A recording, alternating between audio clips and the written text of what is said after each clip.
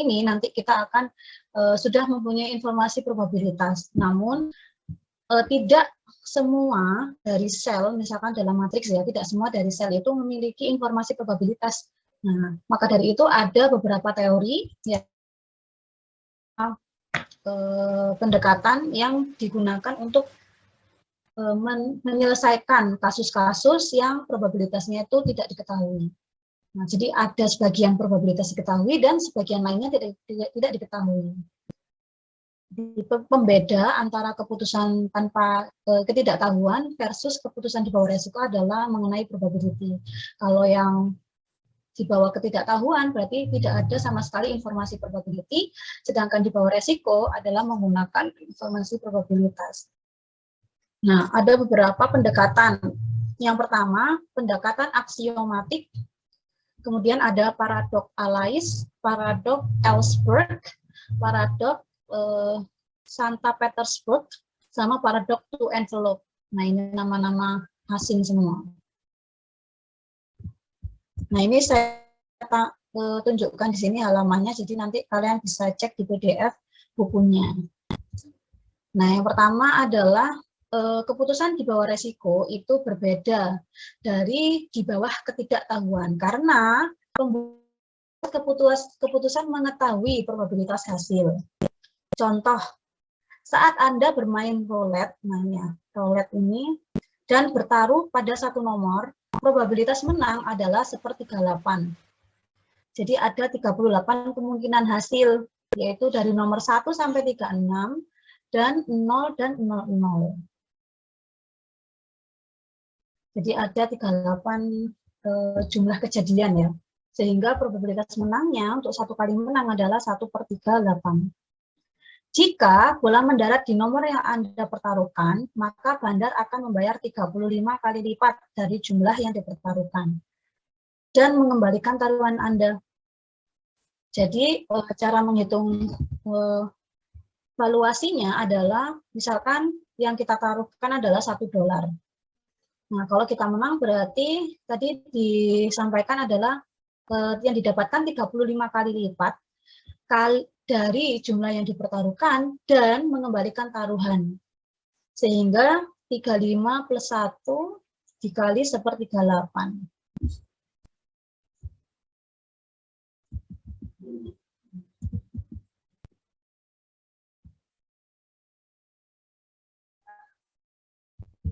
Berarti ini ya, 35 plus 1, nah ini per 38. Nah, 0,947.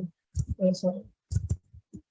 Jadi, yang akan kita dapatkan jika kita menang dengan taruhan $1 adalah $0,947. Jadi, mendekati $1 atau kembali, bahkan kurang ya, bahkan berkurang dari taruhan awalnya.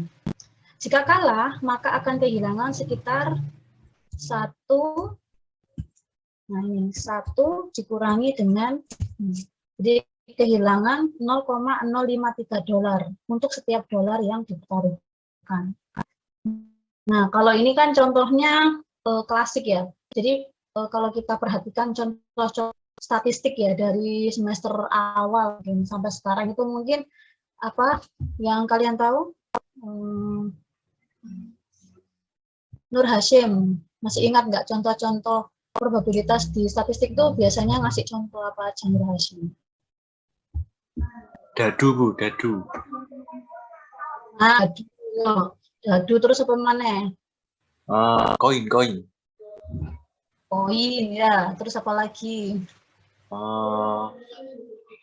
Perjudian. Nah, perjudian. Nah, jadi dia itu kalau kita telusuri ya, makasih ya Hashim ya. Baik, jadi Bu, terima kasih. dia itu kalau kita telusuri itu berawal dari game teori sebenarnya ya, dari teorema game, teorema percobaan. Nah, tetapi sebenarnya bukan berarti kegiatan atau menghitung probabilitas di statistik itu tidak penting atau hanya sebatas game semata ya. Nah, ini saya berikan gambar jantung. Jadi pernah kan kita ada contoh transplantasi jantung ya. Itu di tahun lama kan yaitu berapa ya, 1.500 berapa, pertama kali transplantasi jantung itu juga tanpa adanya probabilitas. Nah, kemudian dengan adanya eksperimen, maka dia akan memiliki probabilitas. Nah, probabilitas 60% bertahan hidup setelah transplantasi jantung. Nah, dengan adanya informasi ini akan mempengaruhi keputusan seseorang apakah dia berani untuk transplantasi jantung atau tidak. Karena kan ini berhubungan sama nyawa. Nah, sekarang pertanyaannya, kalian kan hanya memaksimalkan dari taruhan. Nah, sekarang kita ingin memaksimalkan apa dari probabilitas dan yang ada. Keputusan yang kita ambil probabilitas yang ada itu kita mau memaksimalkan apa? Nah, yang pertama adalah memaksimalkan nilai uang yang diharapkan. Nah, yang pertama. Kalau biasanya yang pertama itu yang paling dasar, mendasar, atau apa ya? Yang paling basic ya. Kemudian yang kedua, tingkatan yang lebih. Nah, kita mengharapkan, nah misalkan ya, ini saya kerja untuk mendapatkan, berarti saya level tujuan keputusan yang saya ambil adalah nilai uang. Nah, sebatas nilai uang. Nah, kemudian ada tingkatan yang lebih tinggi. Saya bekerja untuk meningkatkan kemampuan diri saya, misalkan kerja sama tim, kemudian berpikir kreatif, ya, solutif, mandiri, nah dan sebagainya. Ada nilai atau ekspektasi yang diharapkan lebih tinggi dari sekedar nilai uang. Kemudian ada prinsip yang paling tinggi, yaitu prinsip utilitas. Nah, ada nilai guna yang sudah pernah disampaikan sama kalian sendiri juga. Utilitas itu adalah nilai bekerja, tidak hanya mendapatkan uang belaka untuk memenuhi kebutuhan ekonomi, tidak hanya mengejar ekspektasi saya, mengembangkan, tapi juga saya semua guna, baik di masyarakat misalkan. Oh, ternyata kerja membantu perekonomian keluarga yang paling dekat misalnya. Kemudian di masyarakat dengan bekerja kita punya pemikiran yang one step ahead ya kayak gitu ya. Nah itu secara kebermanfaatan yang lainnya. Misalkan dengan saya bekerja apa ya? Jadi Indonesia akan lebih dengan pemikiran saya. Nah itu adalah utilitas yang diharapkan. Jadi ini merupakan tingkatan dari yang paling rendah, yaitu nilai uang, ekspektasi, sampai dengan utilitas. Contoh, terdapat pilihan antara menerima $1 juta dengan pasti. Nah, ini berarti kalau kata seperti ini berarti dia punya probabilitasnya adalah 1, ya. Atau menerima tiket lotre dengan probabilitas 50% untuk $3 juta. Atau tidak sama sekali. Nah, jadi kita punya probabilitas tadi 1M, lotre A itu sama-sama mendapatkan 1M dengan probabilitas yang pasti. Ya, kan kalau setengah dikali 1, ditambah setengah kali 1 tetap 1M. Jadi, berapapun probabilitasnya pasti dia akan mendapatkan 1M. Atau pasti dengan probabilitas 1 secara jumlahan probabilitas, dia akan mendapatkan 1M. Yang kedua adalah dia menang 3M, 3 juta, atau 0, tidak sama sekali. Nah, kita mau menghitung expected monetary value atau EMV. Jadi cara ngitungnya, EMV sama dengan P1 kali M1. P adalah probability, M adalah nilai money-nya. Ditambah P2 kali M2 sebanyak banyaknya apa ini? Banyaknya pernyataan. Banyaknya pernyataan 1 dan pernyataan 2.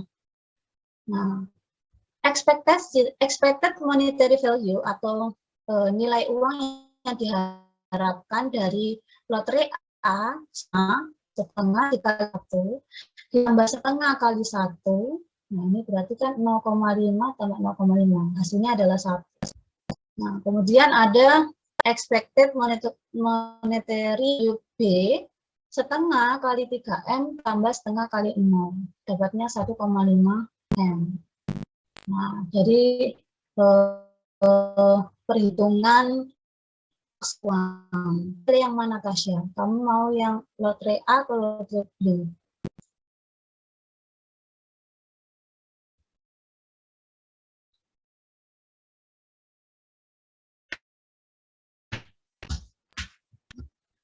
Tasya?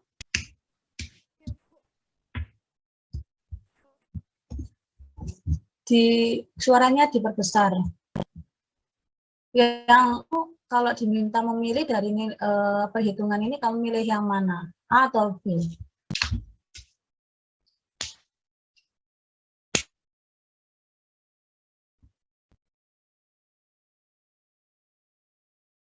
Bagaimana, Tasya?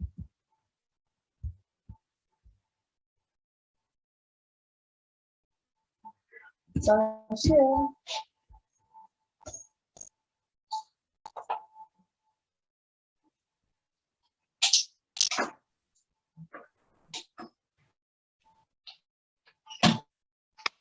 Gimana? Atau ditulis kalau misalkan mic-nya rusak di chat.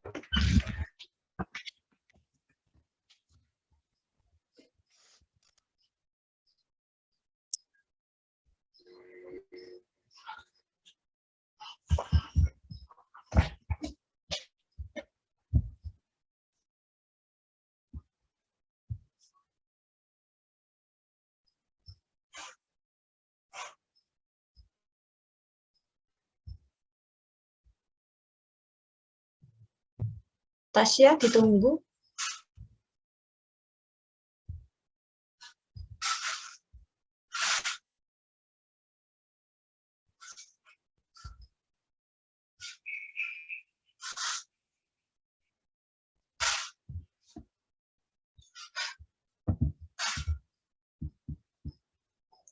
Nah, ini ya. Ternyata pilihan Tasya adalah memilih lotre A jika secara logika dan lotre B jika dengan rumus atau dengan memaksimalkan dengan menggunakan teori expected monetary value. Nah, jadi logikanya kan kita akan memilih sesuatu yang lebih pasti ya daripada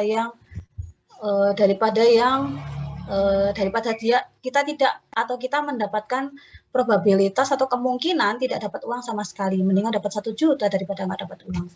Tapi ada kemungkinan juga kita dapat 3 juta daripada yang 1 juta. Nah, ini adalah grafik EMV atau expected monetary value. Nah, meskipun EMV lotre B lebih besar daripada EMV lotre A, secara logika lebih suka 1M secara pasti.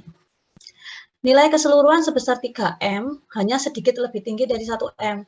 Kenapa sedikit? Karena kalau misalkan kita hitung secara expected value, dia hanya selisih 500.000. Sedangkan nilai 1M jauh lebih tinggi daripada 0. Ya, milih mengorbankan 500.000 atau tidak dapat sama sekali. Nah, para ekonom mengatakan bahwa nilai marginal akan menurun. Nah, ini adalah hubungan hipotesis antara nilai uang dan nilai. Jadi ini dalam juta, uang dalam juta, dan ini adalah nilai uang ya, nilai uang. Nah,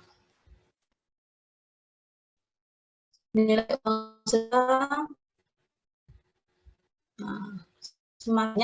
semakin banyak nilai uangnya, ternyata secara uang dia tidak menunjukkan peningkatan yang signifikan. Ya, ini 1 sampai 40 dalam juta dolar, ternyata dia akan setara dengan 2, nilai uangnya 2. Nah, ini perhatikan bahwa grafik yang ke atas tetap dengan disebut. Artinya selalu lebih baik daripada menakit. Namun semakin akan membuat rendah.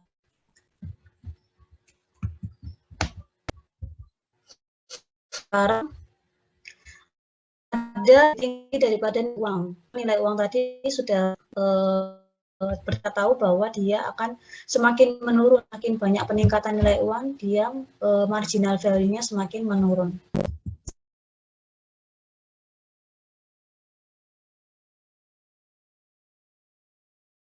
Atau EU. Nah, nilai moral bukanlah jenis nilai yang menurut para ahli teori keputusan harus didasarkan pada penalaran instrumental dan tujuan. Nah, rumusnya ini, EV sama dengan P kali V, sampai dengan PN kali VN. P itu probability, dan V itu adalah value. Kemudian utilitas adalah entitas abstrak yang tidak dapat diamati secara langsung. Nah, kayak tadi ya, tujuannya kan kalau didengarkan kan terlalu bahasa Jawanya daki gitu ya, terlalu tinggi. Oh, saya bekerja untuk mensejahterakan Indonesia. Nah, itu kan seakan-akan abstrak ya, dan terlalu tinggi dan tidak bisa diamati secara langsung. Kalau tadi uang kan kerja dapat uang langsung, dapat dipegang di tangan dapat. Atau misalkan mengembangkan diri sudah langsung terasa setelah pencapaian ini. Nah, tapi kalau sampai mengembangkan Indonesia, masyarakat sekitar sebagainya itu kan abstrak. Nah, tetapi sebenarnya itu adalah berdampak ya.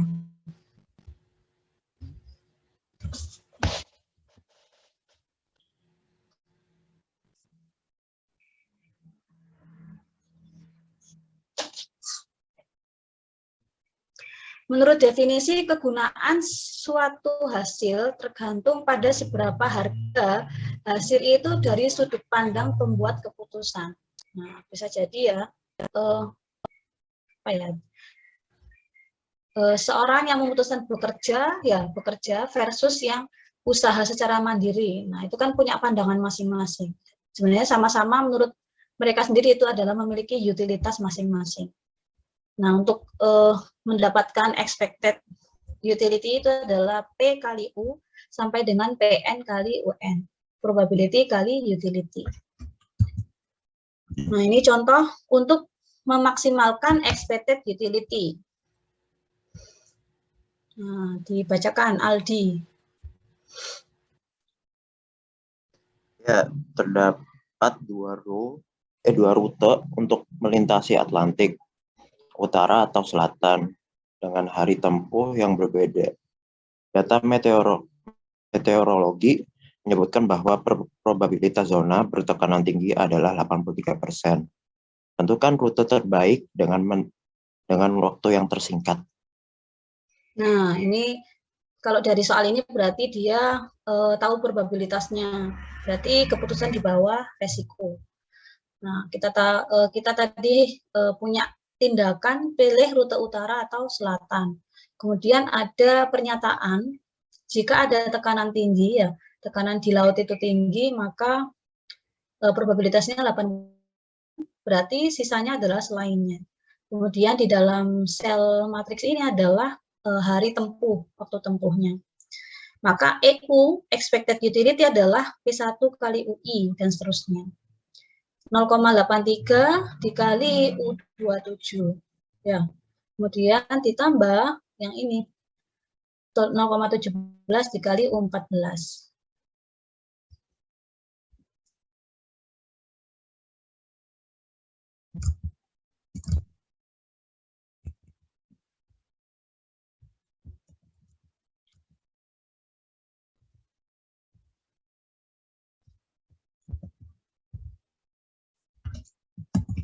Delapan tiga sama 17, 27, 14, 18, 21. Ini kali dengan expected-nya, ditambah ini kali dengan expected-nya. Nah, 24,79 ya, sama 18,51. Nah, ini 24,79 dan 18,51. Nah, ini berarti satuannya apa ya? 24 itu, Caren.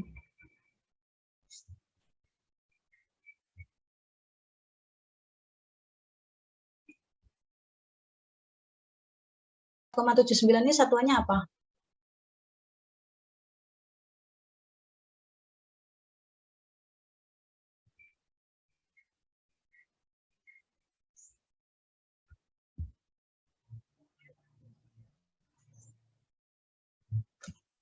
Sharon, bisa dengar suara saya? Bisa, Ibu. Oh iya, oke. Untuk satuannya saya masih belum ngerti, Bu. Kemungkinan kayak lintang selatan itu bujur utara apakah? Oh, itu biasanya kan UV ya, UV juga lintang utara, lintang selatan. Nah, ini adalah ini utility. Kalau tadi ini kan probability kali nilai uang. Makanya dia satuannya itu sesuai nilai uangnya. Sharon. Berarti kemudian ini juga probability kali nilai uang 35 term. Makanya dia hasilnya adalah nilai uangnya. Berarti kalau ini apa ya?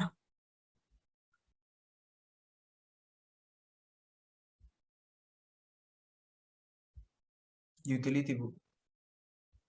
Iya, utility ini kan. Utility ini itu satuannya apa? Tahu Najla aja, Najla. Hari Apa mungkin, Bu. Najla? Oh iya, ya betul, Sharon. Jadi ini adalah hari. Jadi kan dia kan bilang ya, rute terbaik dengan waktu tersingkat. Jadi dia memaksimalkan utility. Maksimalnya itu adalah waktu tersingkat.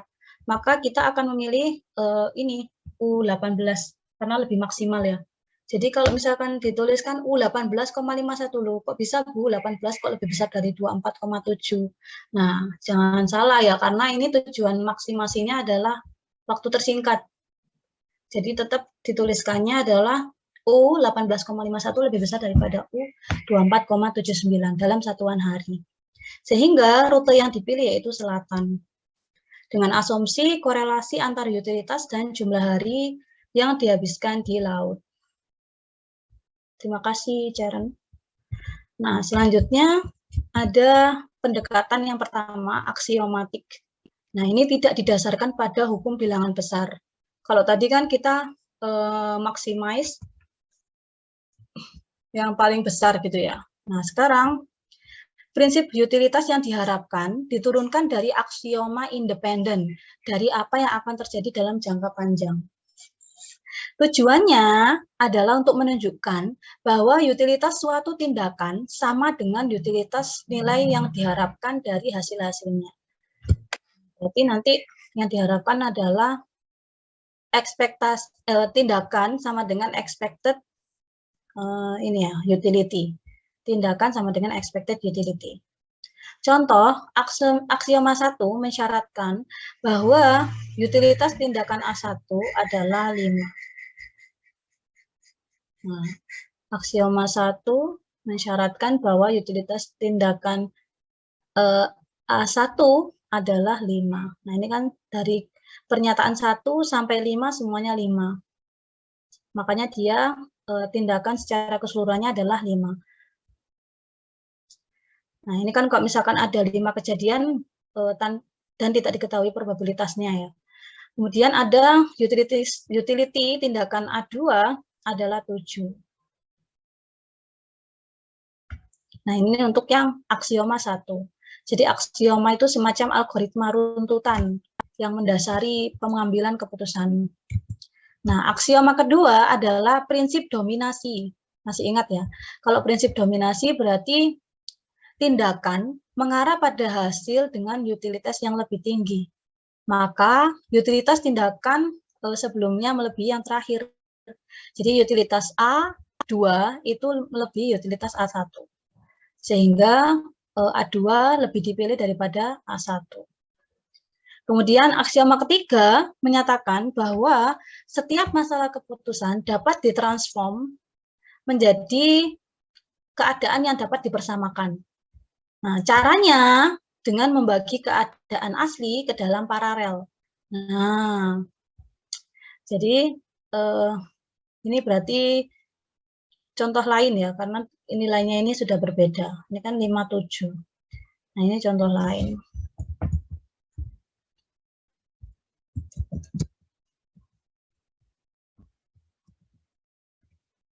Ini 1, 3, 6, 2. Nah, kalau kita jumlah ekspektasinya 0,2 sama 0,8. Kemudian dibandingkan sama matriks yang kedua.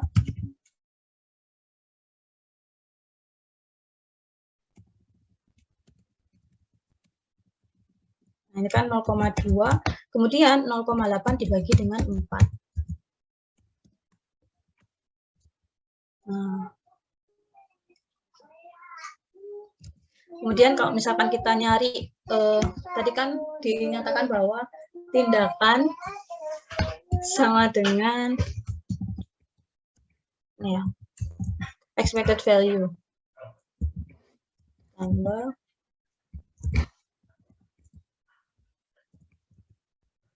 nah ini 2,6 sama 2,8. Kita juga mau cari yang pembandingnya.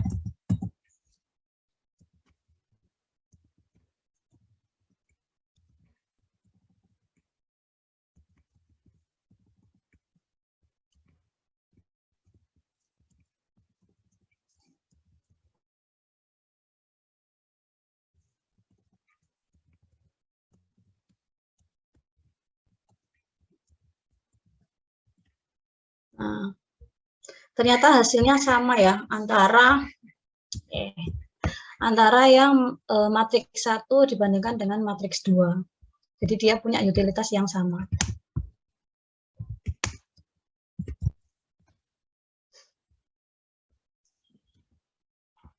Nah, pada aksioma ini A1 dan A2 pada matriks paling kiri sama baiknya dengan A1 A2 pada matriks paling kanan karena sama-sama 2,6 dan 2,8 untuk utilitasnya. Nah, ini kan pada soalnya tidak diketahui satuannya, jadi hanya numerik saja. Nah, kemudian aksioma keempat dan terakhir adalah prinsip trade-off. Trade-off itu adalah menukarkan ya, menukarkan posisi. Jika dua hasil memiliki probabilitas yang sama, maka hasil terbaik atau ya jika hasil terbaik ternyata sedikit lebih buruk. Nah, kalau tadi 2,6, 2,8, nah berarti kita masih memilih 2,8.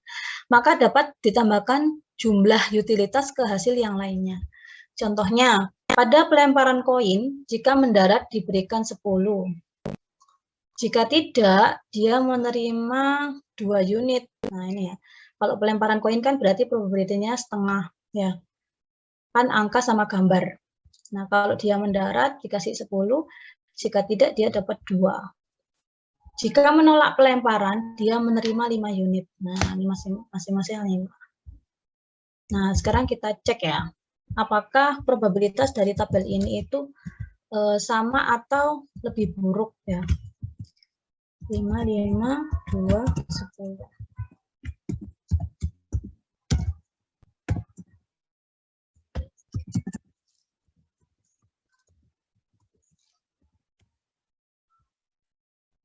Nah, ini adalah 5 sama 6.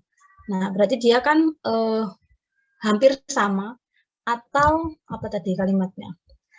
Ternyata sedikit lebih buruk. Nah, berarti kan tidak terlalu jauh untuk hasil antara 5 sama 6. Nah, sehingga langkah yang dilakukan pada aksioma ini adalah ini.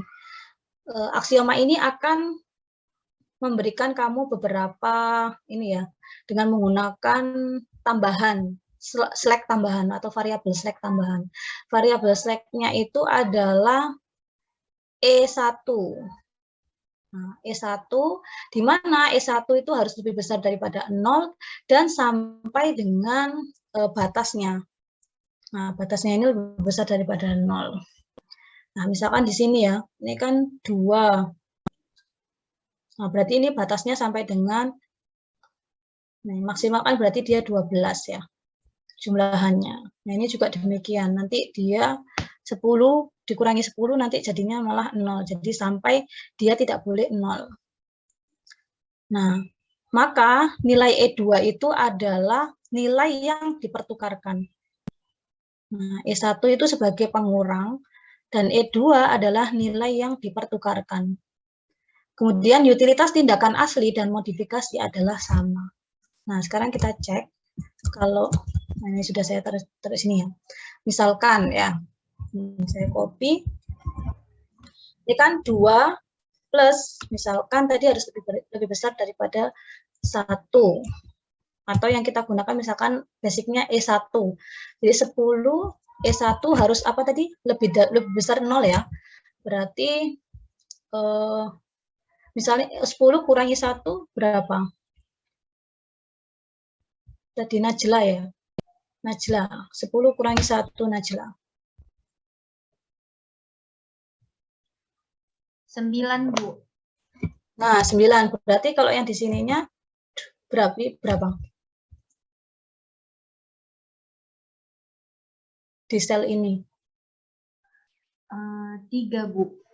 Nah, betul. Kan nanti dia harus 12 ya. Tasya, Najla ya. Nah, ini makasih Najla. Nah, dia expected value-nya masih 5 sama 6. Kemudian kurangi 2, berapa? Najla. 7, Bu. Loh, 10 kurangi 2. Oh, Ini 9, Bu. 10 kurangi 2. 8, Bu. 8. Kemudian yang ini pernyataan pertamanya.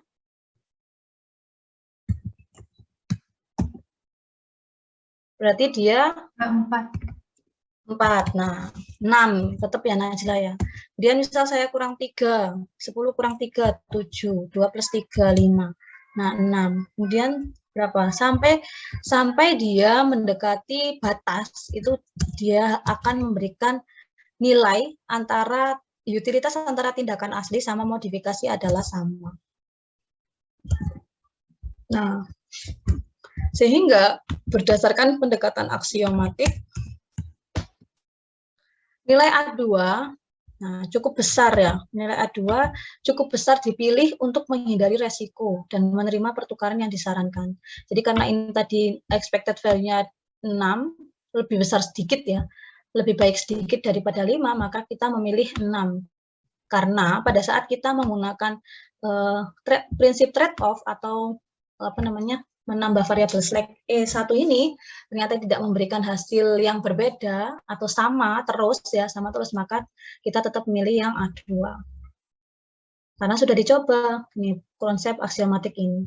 Nah, pertanyaannya apakah semua nilai akan memberikan nilai expected value yang sama? Nah, ini belum tentu. Kalau misalkan kalian coba ke kasus lain, belum tentu akan memberikan expected value yang sama dengan tindakan asli. Jadi bisa jadi modifikasi akan berbeda. Nah, kemudian selanjutnya ada paradoks Allais. Nah, ini siapa lagi ya? Hafi, dibacakan Hafi. Paradoks Allais. Ya. Ditemukan oleh ekonom pemenang hadiah Nobel Maurice Allais.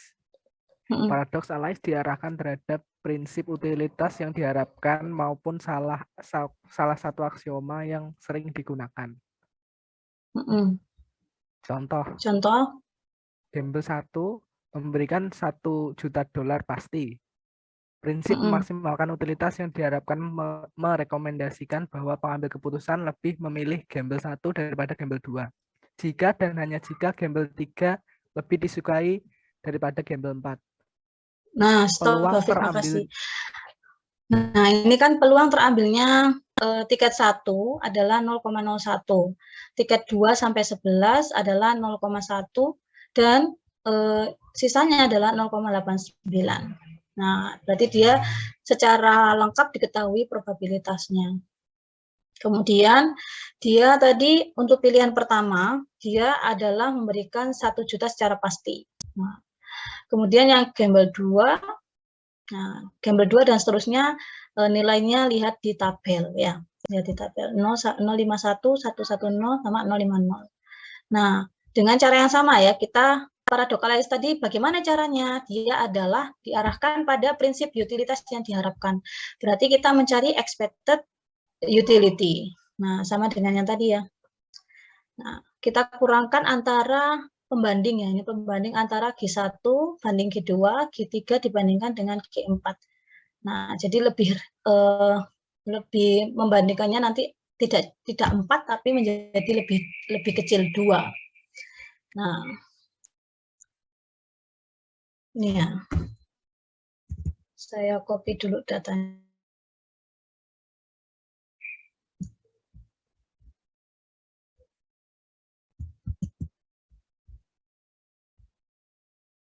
Atau nanti coba dihitung sendiri ya, ini masih banyak. Harusnya sama. Nah, ini U ya, U utilitas kali dengan 1M karena dia jumlahan untuk 0,01 sama 0,89 adalah 1, jadi 1 kali 1 probabilitasnya dikurangi dengan kejadian yang kedua atau gamble 2, 0,01 dikali 0, 0,1 kali 5M, dan 0,89 kali 1M. Nah, ini mereka cara mengurangkannya demikian. Jadi, U, nah berarti kan ini 1 ya. 1 dikurangi, ini kan dikurangi dengan 0,89. Jadinya 0,11. 0,11 U 1 ini. Kemudian untuk yang G3 kurangi G4 sama. Berarti 0,01 kali 1M ditambah mana tadi?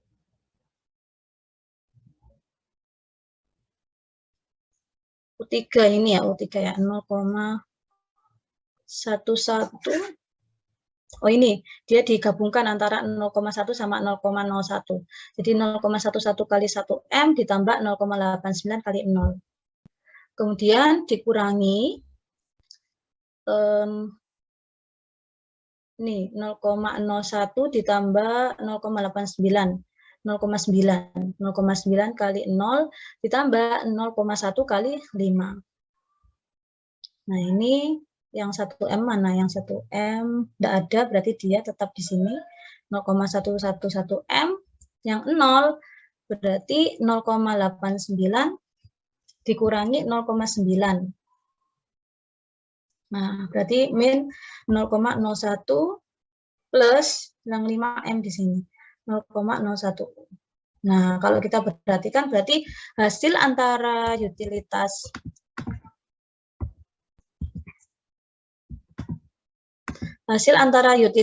yang pertama, nah 0,11U1M dikurangi 0,01U 0,15M lah, sama ya.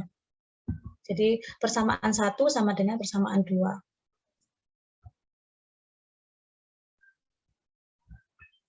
Utilitas untuk memilih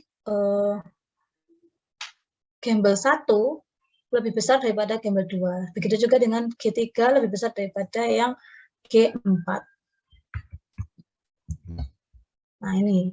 Kemudian tidak mungkin secara bersamaan memilih G1 daripada G2 dan memilih G4 daripada G3 atau sebaliknya. Nah, ada pelopornya itu namanya Pak Savagini ya. Pelopor teori keputusan modern membuat poin tidak masalah alternatif mana yang dipilih di bawah pernyataan yang menghasilkan hasil yang sama. Nah, nggak ada masalah karena ini hasilnya sama, kamu mau pilih yang G1 atau G3 itu sama baiknya. Sehingga pernyataan tersebut harus diabaikan. Tetapi ya keputusan didasarkan pada fitur prinsip pasti, nah kita akan lebih suka memilih yang pasti seperti yang tadi jawabannya teman-teman tadi. Jawabannya si Tasya. Nah, ini. Kalau 0 berarti kita dapat $0 dan kekecewaan, ini juga 0 dan kecewa. Nah, 4 ini juga 0 dan kecewa. Nah, hasil mendapatkan 0 di G2 sangat berbeda dengan hasil mendapatkan 0 di G4. Nah, pilihan antara G1 dan G2, alternatif pertama, sudah pasti menghasilkan rezeki. Jadi, antara dapat yang pasti sama yang kecewanya itu di probabilitas kecil. Dan dapat yang besar di sini. Nah, sedangkan pilihan antara G3 dan G4 tidak ada yang menghasilkan rezeki. Nah, ini yang di G3 dia kecewa sekali, kalau ini 2 kali akan menjadi kecewa. Kemudian untuk memenangkannya, nah ini ya, 0,01 kali 1 dan 0,1 kali 1M. Kecil ya.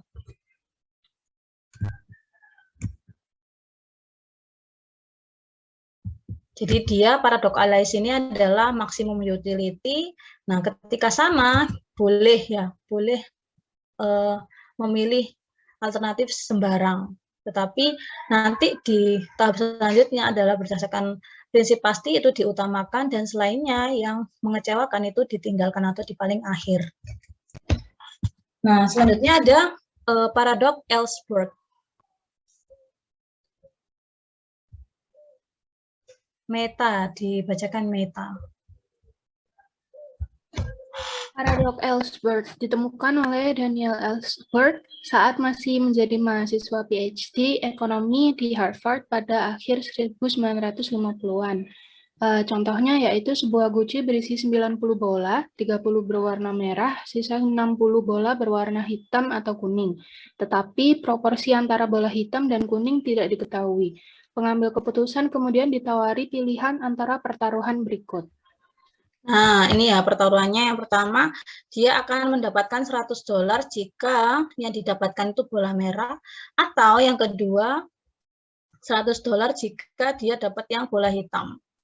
Nah, memilih G1 itu daripada G2 karena proporsi bola merah diketahui. Berarti proporsi bola merah adalah 30/90. Sedangkan bola hitam tidak tahu, karena ini masih campuran antara hitam dan kuning. Kemudian yang kedua, mungkin ya, ada lebih banyak bola hitam daripada bola merah dalam guci. Nah, berarti bisa jadi bukan 30-30, tapi hitamnya 50, kuningnya 10. Nah, itu. Nah, karena itu pilih G2. Nah, berarti berbeda ya. Kalau ini prinsip pasti, kalau yang ini ada kemungkinan. G2 ini ada kemungkinan untuk mendapatkan hasil yang lebih banyak. Kan tidak tahu. Nah, kemudian ada pilihan yang lain. Akan menerima $100 jika yang terambil itu bola merah atau kuning. Dan yang keempat adalah apabila yang terambil bola hitam atau kuning. Nah, lebih memilih G4 daripada G3 karena probabilitas G4 diketahui.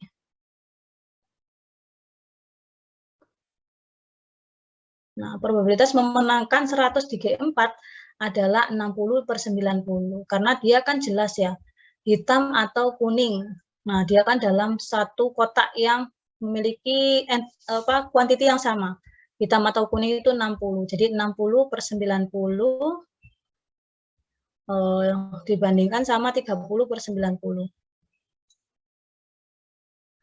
Nah, makanya lebih memilih yang coba ya. 30/90 versus 60/90. Nah, berarti lebih milih yang 0,6 atau probabilitasnya 0,7. Nah, kemudian kalau tadi ya, kalau misalkan kita menggunakan perhitungan utility, berarti sama dengan yang paradok Alais tadi, expected utility G1 dikurangi G2. Berarti 30/90 M dikurangi dengan, nah, untuk yang G itu kan dia 30, benar ya, 30/90. Kemudian kalau yang G2 tadi adalah black. Nah, black itu adalah B/90. Jadi misalkan yang black kita berikan kode B, berarti untuk yang yellow itu apa kodenya? Dinda Safira.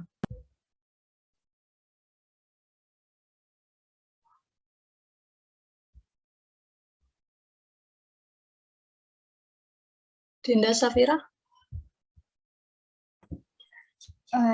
Yang yellow ya, Ibu? Iya, iya, yang yellow, sorry. C, Ibu. Kenapa C?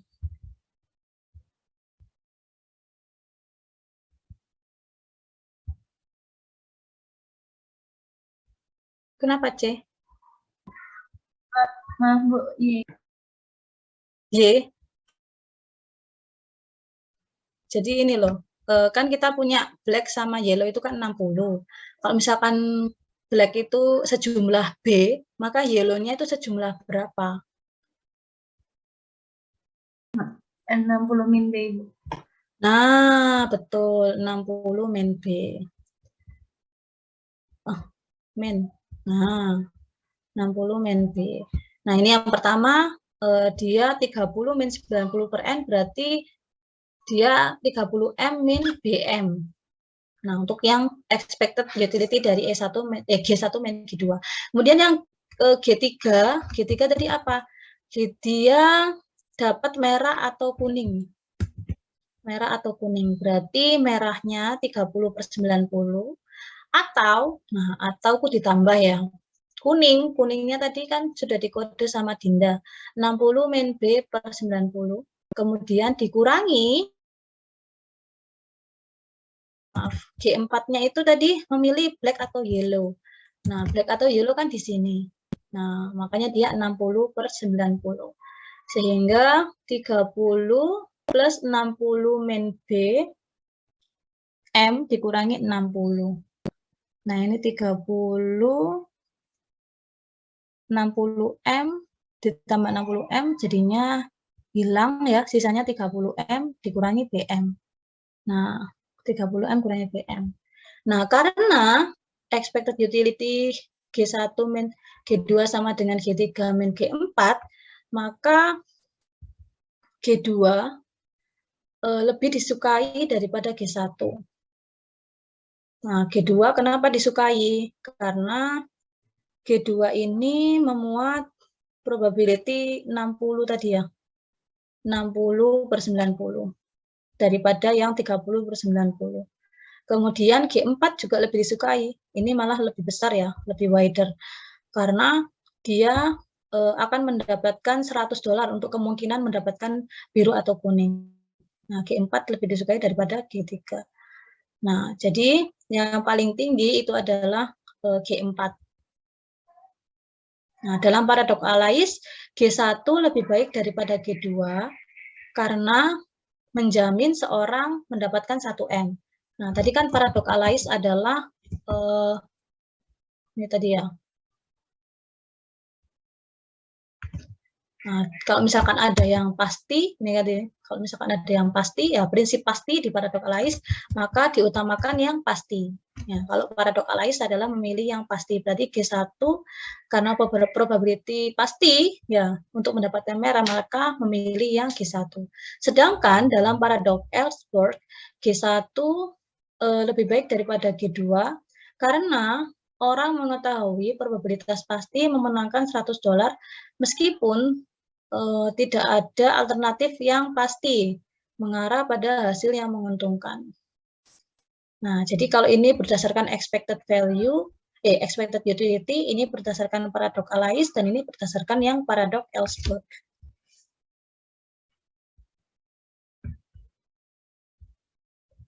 Paradok Ellsworth dari probabilitas, paradok Alais dari kepastian hasil.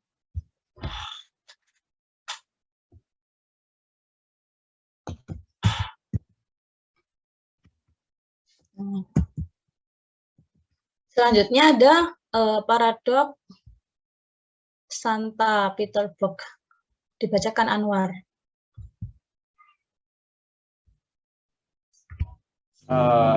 Paradok St. Petersburg itu berasal dari permainan St. Petersburg, ditemukan oleh matematikawan Swiss Daniel Bernoulli di tahun 1700 sampai 1782 Masehi. Untuk contohnya, sebuah koin dilempar hadiah senilai 2 pangkat N unit utilitas. N adalah beberapa kali koin dilempar. Jika lemparan pertama hadiah senilai 2 unit utilitas, jika lemparan keempat, pemain menang 2 pangkat N. atau sama dengan 2 kali 2 kali 2 kali 2 atau 16 unit utilitas. Berapa utilitas yang harus dibayarkan untuk kesempatan memainkan game ini? Nah, ini ya, berarti kalau misalkan dia melempar koin, dia dapat hadiahnya adalah 2 pangkat N. Kalau 1 kali berarti kan 2 pangkat 1, dia dapat 2. Kalau 4 kali dapat 2 pangkat 4. Nah, ini kan berarti orang akan berpikir, wah semakin banyak berarti semakin utilitasnya tak terhingga dong, kayak gitu. Ini proses untuk pembentukan paradok Santa Petersburg ini. Nah, berarti probabilitasnya itu adalah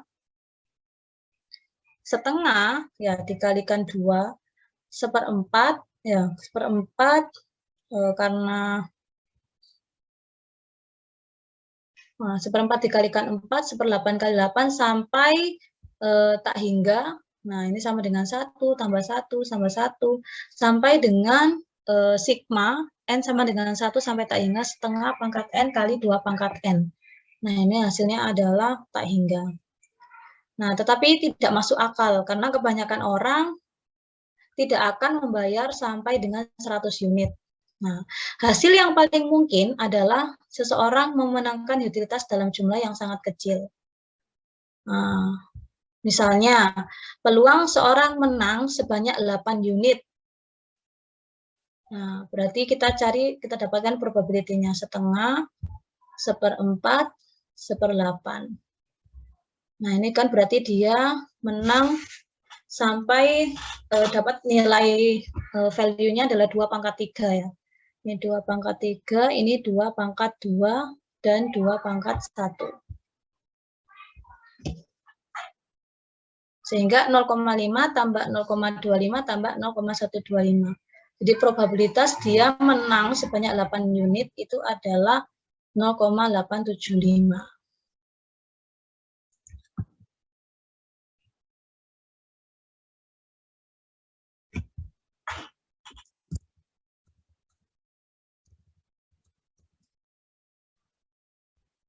Nah, ini ya, kalau misalkan di sini kali lemparan probabilitasnya itu misalkan yang pertama kali lemparan koin berarti setengah. Kemudian lemparan yang kedua berarti dia 0,5 pangkat 2. Kemudian lemparan ketiga 0,5 pangkat 3 dan seterusnya. Nah, kemudian kita cari probabilitas yang paling maksimum. Nah, kalau misalkan kita ambil kesempatan melempar 1 kali 2 kali, kita dapat 0,75 probabilitasnya. Sampai 3 kali 0,875. Sampai 4 kali 0,9375. Sampai dengan 6 kali semakin besar.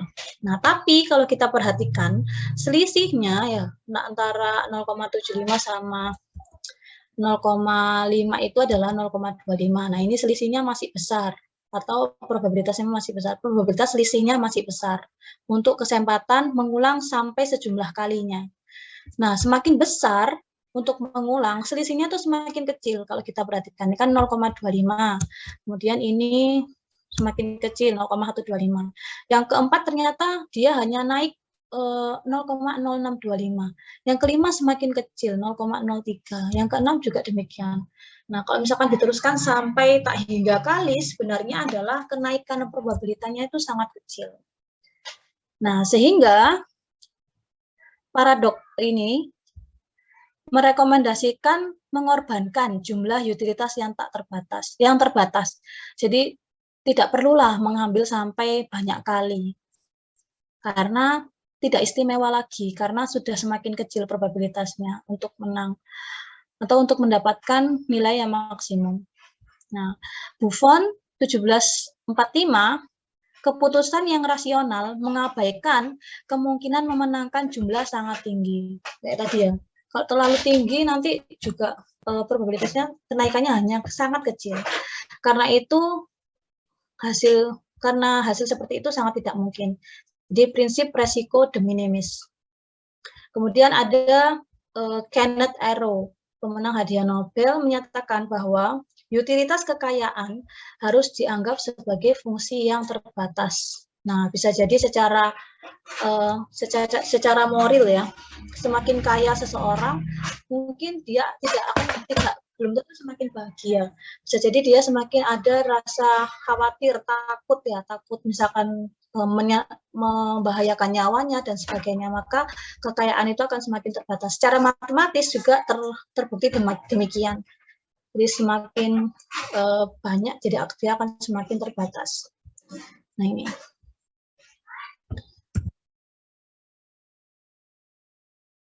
Paradox to envelope. Jadi kalau dari namanya berarti kita akan membandingkan dua buah amplop. Ya, dua buah amplop ini berisi sejumlah uang. Nah, seorang informan itu menyampaikan bahwa salah satunya itu berisi 2 kali lebih banyak. Misalkan X dinyatakan dalam A. Nah, X dinyatakan dalam A. Dan amplop B itu akan berisi 2 kalinya. Nah, berarti 2 kali atau setengahnya ya. Setengahnya. Nah, untuk mendapatkan expected monetary value, dia adalah setengah dikali dengan 2X, ya, setengah kali 2X, ditambah setengah kali setengah X atau X per 2. Nah, hasilnya adalah 5/4. Nah, selama 5 X, kalau X kan 1X, nah ini 5/4X, berarti 1/4. Maka secara rasional kita akan lebih memilih A daripada B. Nah ini kalau misalkan pemisalan yang lain ya, misalkan ditukar dengan Y, jadi yang paling besar yang akan dipilih, expected value yang paling besar yang dipilih. Nah, agar paradok ini dapat berjalan, orang harus berasumsi bahwa jumlah uang di dunia itu tidak terbatas. Hal ini tidak masuk akal. Nah,